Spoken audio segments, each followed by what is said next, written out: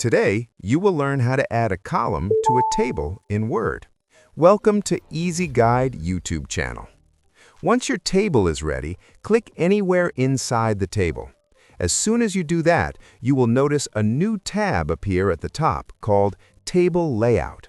This is very important because all the table editing options are here. Click on the Table Layout tab, and now look for a section called Rows and Columns. This is where all the magic happens. Now, let's say you want to add a new column.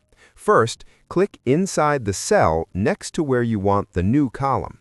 If you want to add a column on the right side, simply click on Insert Column Right.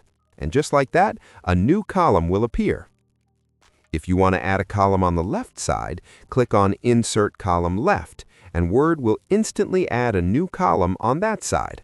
Super easy, right? Now, let me show you another quick method that most beginners love because it's even faster. Just right-click anywhere inside your table. A menu will appear. From here, click on Insert, and then choose either Insert Columns to the left or Insert Columns to the right. This method is very useful when you don't want to go to the top menu again and again. Now, sometimes you may also want to delete a column if you added it by mistake. Don't worry, that's also very simple. Just click inside the column you want to remove. Go to the Table Layout tab again and click on Delete. From here, choose Delete Columns, and the selected column will be removed instantly. Now, here's a quick bonus tip for you. If you want to select an entire column quickly, move your mouse to the top of the column until you see a black arrow, then click once.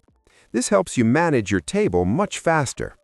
So now you know how to add columns, delete columns, and even select them easily. If you found this video helpful and want to learn more simple and powerful Microsoft Word tips, make sure to like this video and subscribe to the channel.